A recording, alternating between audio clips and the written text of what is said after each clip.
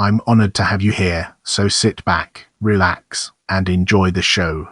Welcome, everyone, to our latest video where we'll be exploring Moka Te Kainga-mataa. Moka Kainga-mataa was a Māori rangatira chief of the Ngā Puhi iwi from Northland in New Zealand. He was distinguished in war and an intelligent participant in the Treaty of Waitangi process. Let's now zoom in on origin and mana and uncover the hidden gems that lie within.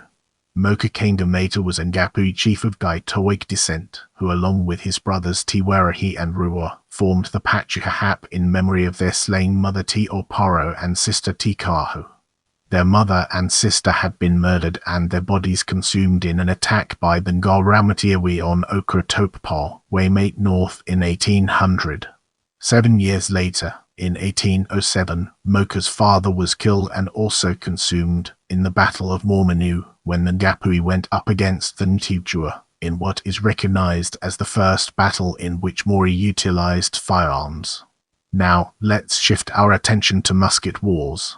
Moka and his two brothers Te Warahi and Rua participated in the bloody musket wars of the Urs, which caused wholesale destruction across the North Island, resulting in numerous deaths, slavery, and the displacement of a large number of people. Moka, also known as Te Kainga-mataa, was a distinguished chief among Homihika warriors. Moka took part in numerous battles, such as Mokoia, Te Totara, Matakatiki, and Te Ika Ranganu, where he was shot but recovered. During one of these Ngā Puhi war raids to the Bay of Plenty, Moka took a wife, Nohoku Pengatipa, a Waikato chieftainess from Apotiki Bay of Plenty, and they had 3 sons and a daughter, Tiahitapu, Ruiri Tarapata, Towi, and Hokipita. In this chapter, we'll be shedding light on role and stance on New Zealand's sovereignty and the Treaty of Waitangi and its role in shaping our understanding. Despite being relatively overlooked by historians in relation to the treaty process, Moka is the only Maori chief to have been involved in all 3 events, these being the Declaration of Independence of New Zealand, Hobson's proclamations, and the signing of the Treaty of Waitangi. Let's now enter the realm of the United Tribes flag Haketuahi, New Zealand's first flag, and discover the fascinating stories it has to tell. The United Tribes flagged Haketuahi, New Zealand's first flag. A meeting was held at Waitangi on 20 March 1834 to decide on an official trading flag for New Zealand. This was due to international trading restrictions and the subsequent seizure of a Maori ship. Approximately 25 chiefs from the far north, including Moka, Te Warahi, and Rua, as well as a number of missionaries, settlers, and commanders of visiting naval vessels were present. James Busby spoke to the chiefs and a vote was held, with the United Tribes flag gaining votes, as opposed to the other 2 designs which gained votes and votes respectively. The results were recorded by one of these chiefs' sons. This flag was hoisted on the flagpole, and this was accompanied by a 21-gun salute from HMS Alligator. Get ready for an exciting part as we dive into Declaration of Independence Wakaputanga o Te Rangatira o Nutaiani.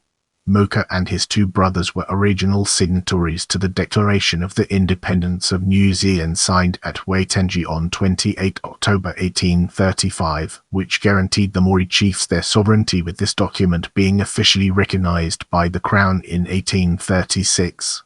A few years later, the Crown could see the benefits to the British Empire in gaining sovereignty over these islands, and in 1839 it decided to attempt to annex New Zealand. The Crown decided to achieve this by introducing a new document which would in effect revoke the Declaration of Independence. As we transition, let's shed light on Hobson's proclamations and its relevance to our ongoing exploration. Captain William Hobson was sent to New Zealand with the express aim of ensuring that this new document was formulated and agreed upon by the Maori chiefs, and he arrived in the Bay of Islands aboard HMS Herald on 29 January 1840. On 30 January 1840, at the Christchurch, Kororareka, Hobson read a number of proclamations which related to the Crown's intention to extend the territories of New South Wales to include New Zealand, Hobson's own appointment as Lieutenant Governor of New Zealand, as well as clarify guidelines in relation to land transactions, especially the issue of preemption. Moka was present and was the only Māori chief to sign this document, Hobson's proclamation signed by inhabitants. Prepare yourself for an in-depth analysis of Treaty of Waitangi in this section.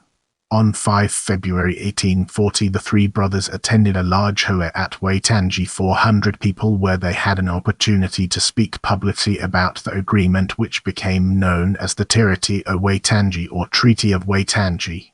Rua and Moka vigorously opposed the signing, whilst Te Wairehi sided with the Crown.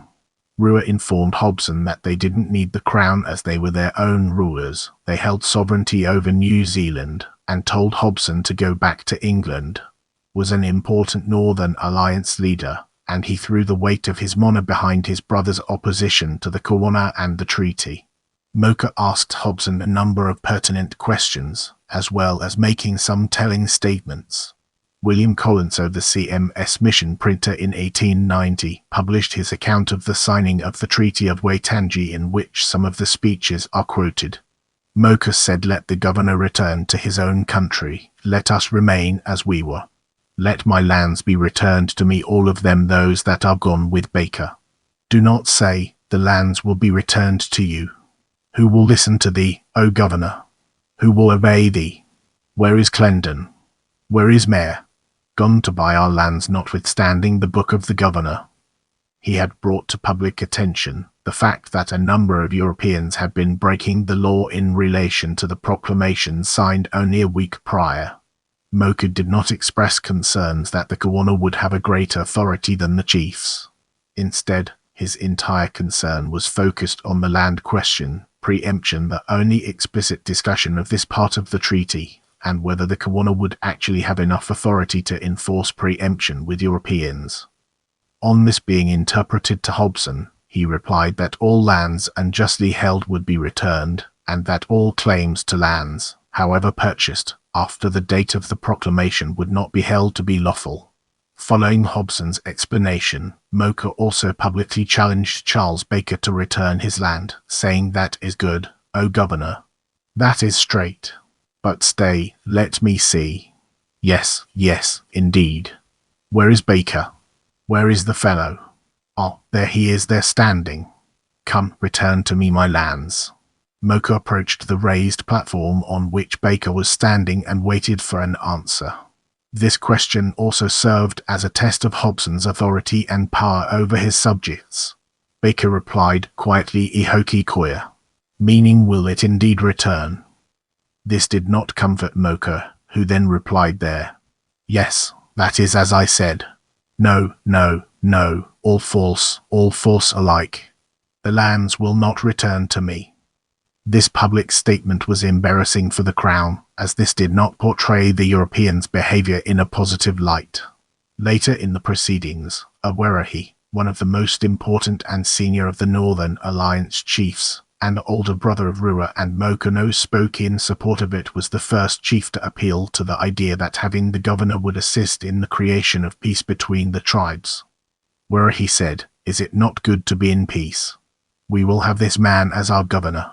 What? Turn him away? Say to this man of the Queen, go back? No, no." According to Salmon 1997, this speech by a very powerful rangatira marked a shift in opinion at the hoa. Hokianga chiefs Era Mehi Pacharon and his brother Tmatukanim joined Wairehi and showed their support toward the Crown by arguing for them to remain in New Zealand. The following day, a number of chiefs, including Te Wairehi, decided to sign the treaty, and although Rua held reservations, eventually he too signed.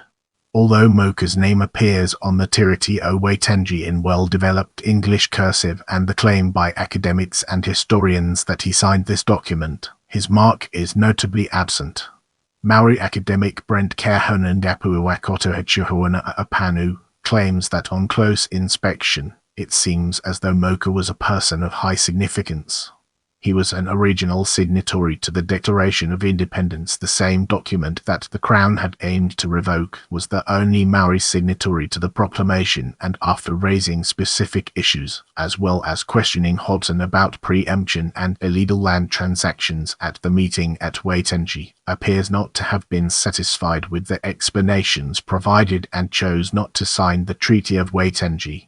Our focus now turns to primary sources, an important aspect of our discussion. Declaration of Independence Whakaputanga o Te Rangatira o Nutaini, dated 28 October 1835.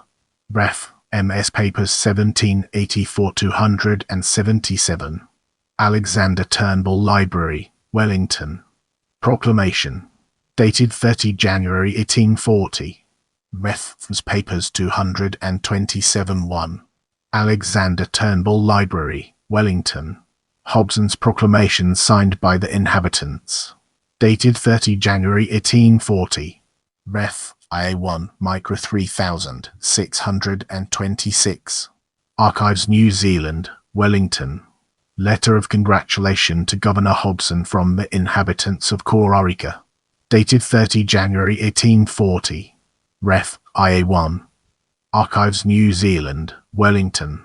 Treaty of Waitangi, Treaty of Waitangi. Dated 6 February 1840. Ref. IA. Archives New Zealand, Wellington. I love hearing from you, so leave your thoughts and suggestions in the comments.